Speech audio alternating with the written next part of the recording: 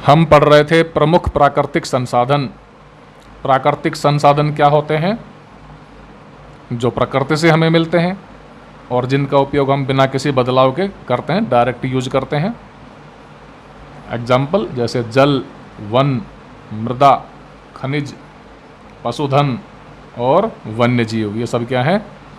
प्राकृतिक संसाधन है। एक होता है मानव संसाधन, इसमें मानव की संख्या, योग्यता, शिक्षा, स्वास्थ्य आदि आते हैं।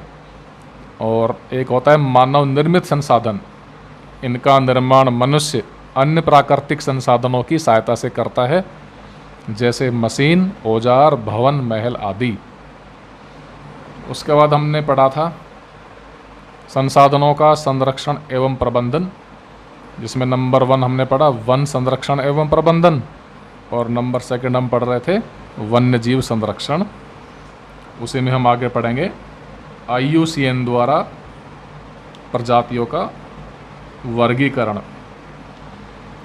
IUCN का पूरा नाम है international union for conservation of nature English में, और हिंदी में क्या है? प्राकृतिक संरक्षण के लिए अंतर्राष्ट्रीय संस्था।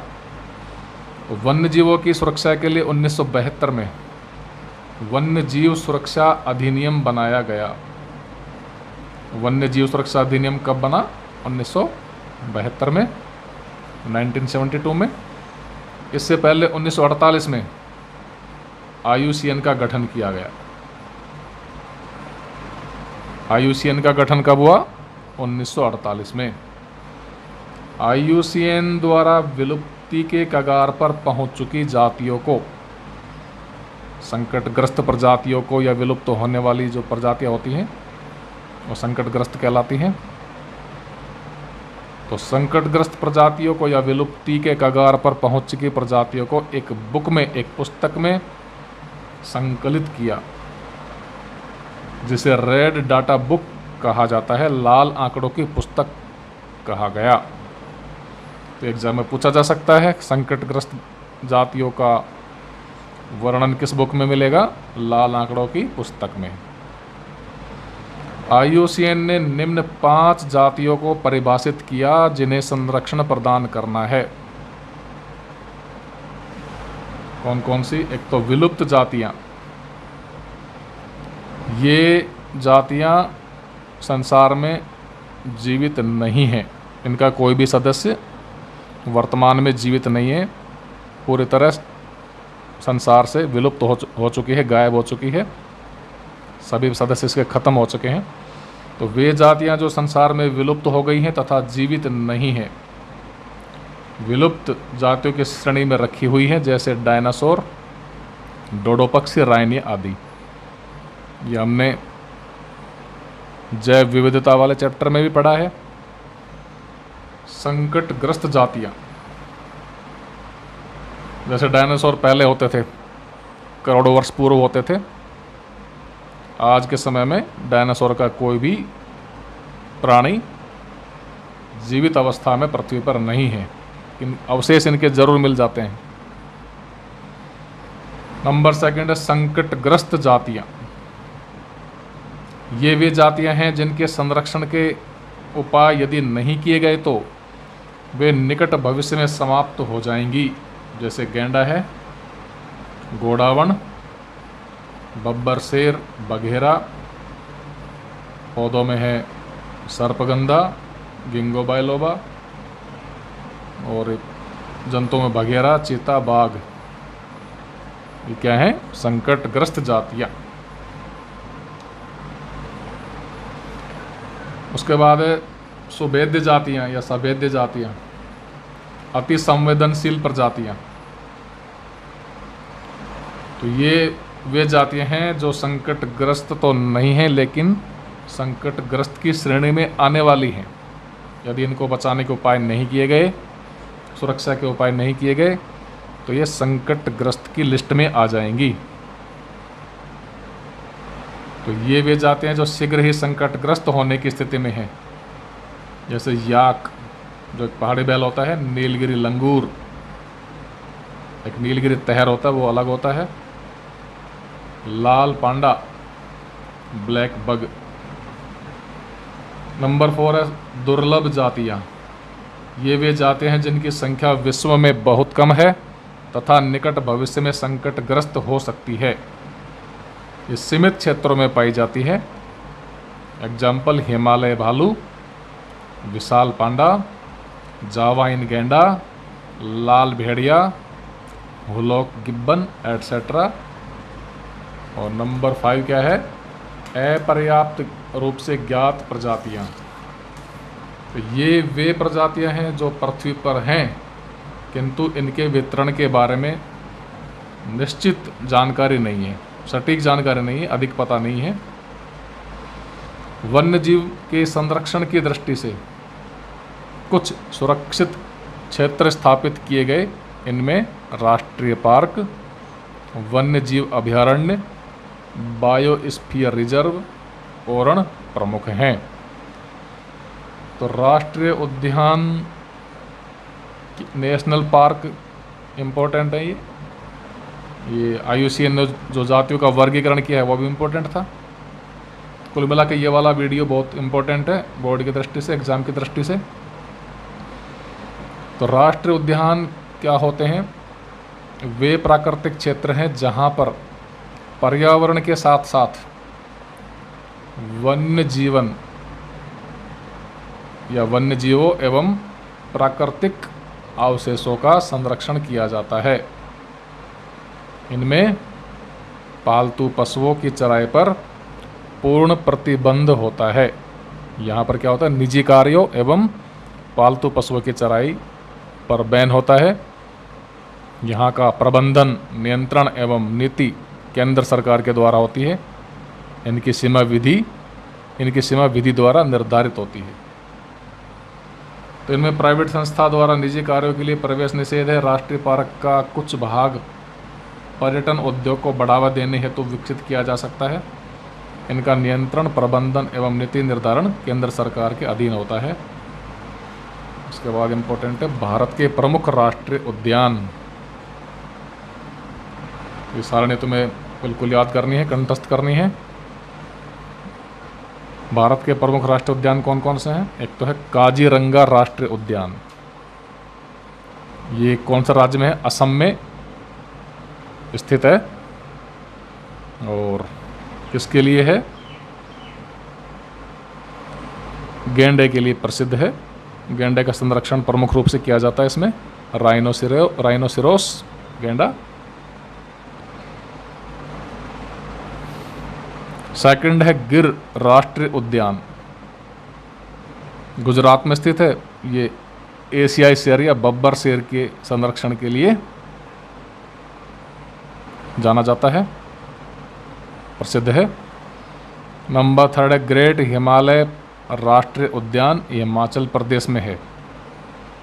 बांदीपुर राष्ट्रीय उद्यान, ये कर्नाटक में है। सतपुड़ा राष्ट्रीय उद्यान मध्य प्रदेश में है। सुंदरवन राष्ट्रीय उद्यान पश्चिमी बंगाल में है। रणथंभौर राष्ट्रीय उद्यान राजस्थान में है, ये बाघ परियोजना से संबंधित है। केवला देव राष्ट्रीय उद्यान, ये राजस्थान के भरतपुर जिले में है। रणथंभौर सवाई माधोपुर जिले में है राजस्थान के। केवला देवघाना भरतपुर में। साइबेरियन क्रेन, साइबेरिया सारस के लिए प्रसिद्ध है। कार्बेट राष्ट्रीय उद्यान उत्तरांचल, ये बाघ के लिए है। तो ये भारत के प्रमुख राष्ट्रीय उद्यान हो गए। उसके बाद अभयारण्य।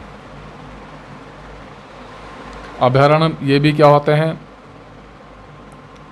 संरक्षित क्षेत्र हैं। इनमें वन्य जीवों के शिकार एवं आखेट पर पूर्ण प्रतिबंध होता है। इनमें निजी संस्थाओं को उसी स्थिति में प्रवेश की अनुमति दी जाती है जब उनके क्रियाकलाप रचनात्मक हो एवं इससे वन्य जीवों पर प्रतिकूल प्रभाव नहीं पड़ता हो। भारत में कुछ प्रमुख अभयारण्य निम्न हैं। कौन कौन से हैं?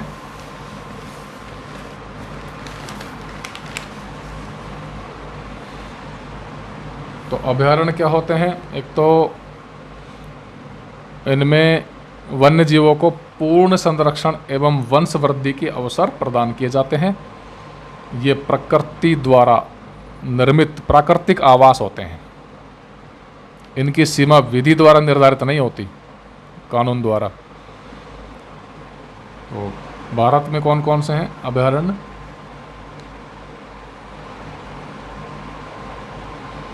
भारत के प्रमुख अभयारण्य अभय अरण्य, अभय का मतलब निर्भय होकर, अरण्य मतलब जंगल, तो जहाँ पर जीव जंतु जंगल में अभय होकर, निडर होकर घूम फिर सके, विचरण कर सके, उन्हें कहा जाता है अभयारण्य। एक तो है नागार्जुन सागर अभयारण्य, ये कहाँ पर है? आंध्र प्रदेश में। दूसरा हजारीबाग प्राणी विहार, बिहार में। नंबर 3 है नील सरोवर प्राणी विहार, ये 2019-20 का 70 था, उसके अर्धवार्षिक में हाफ ईयरली में आया था क्वेश्चन कि नाल सरोवर प्राणी विहार, तो गलती से नाल उसमें प्रिंट हो गया था। तो नाल या नील सरोवर प्राणी विहार कहाँ पर है? गुजरात में, पूछा गया था, शायद बोर्ड में भी आया था। मनाली अभयारण्य, ये कहाँ पर स्थित है? हिमाचल प्रदेश में। चंद्रप्रभा प्राणी विहार उत्तर प्रदेश में, यूपी में। और केदारनाथ प्राणी विहार उत्तरांचल में है। तो राजस्थान के नेक्स्ट क्या है? राजस्थान के वन्यजीव अभयारण्य। राजस्थान के, तो भारत की बात हो रही थी। एवं प्रमुख जीव, नंबर 1 है सरिस्का अभयारण्य, अलवर में है, राजस्थान के अलवर जिले में। प्रमुख वन्यजीव हैं हिरण, गोडावण, बाघ। तो इसमें मुझे गोडावण में कुछ डाउट है। गोडावण मिलता है बाड़मेर, जैसलमेर के तरफ। वैसे सरिस्का के प्रमुख जानवर हैं, जीव हैं, बाघ, चिंकारा, सांभर, नीलगाय, जरख आदि। सेकंड है दर्रा अभयारण्य, कोटा, कोटा जिले में, बघेरे के लिए है। माउंट आबू सिरोही, माउंट आबू अभयारण्य सिरोही जिले में, जंगली मुर्गे के लिए प्रसिद्ध है, संरक्षण के लिए। ताल छापर अभयारण्य चूरू जिले में, काले हिरण के लिए। कृष्ण मृग, काला हिरण या कृष्ण मृग।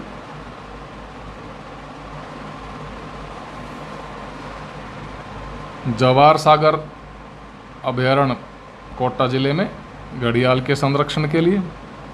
सीता माता प्रतापगढ़ जिले में है, उड़न गिलहरी के लिए प्रसिद्ध है, यह एग्जाम में बोर्ड में आया हुआ है। और कैला देवी करौली में, करौली जिले में, रीछ के लिए। नाहरगढ़ जयपुर जिले में, तेंदुआ सियार के लिए प्रसिद्ध है। उसके बाद है जैव मंडल निचय या बायोस्फीयर रिजर्व। ये वे प्राकृतिक क्षेत्र हैं जो वैज्ञानिक अध्ययन के लिए शांत क्षेत्र घोषित हैं। अब तक 128 देशों में 669 बायोस्फीयर रिजर्व स्थापित किए जा चुके हैं, जिसमें से भारत में 18 क्षेत्र हैं। भारत में प्रथम बायोस्फीयर रिजर्व 1886 में नीलगिरी में अस्तित्व में आया। तो भारत का प्रथम बायोस्फीयर रिजर्व एग्जाम में आ सकता है, कौन सा है? नीलगिरी। तो भारत के प्रमुख जैवमंडल निचय या बायोस्फीयर रिजर्व कौन कौन से हैं? एक तो है ग्रेट निकोबार जैवमंडल, ये कहाँ पर है? अंडमान निकोबार द्वीप समूह में। दूसरा है काजीरंगा और मानस, ये है असम में, असम राज्य में स्थित है। नीलगिरी कर्नाटक केरल में स्थित है। नंदा देवी उत्तर प्रदेश में, सुंदरवन पश्चिम बंगाल में, कान्हा मध्य प्रदेश में, थार रेगिस्तान ये वाला है राजस्थान में। तो ये तीनों सारणियाँ जो भी हैं इम्पोर्टेंट है, इनमें से क्वेश्चन एग्जाम में ज़रूर आ सकते हैं। तो ये हो गया वन्य जीव संरक्षण एवं प्रबंधन। नेक्स्ट हम पढ़ेंगे कोयला एवं पेट्रोलियम का संरक्षण, कोयले के प्रकार।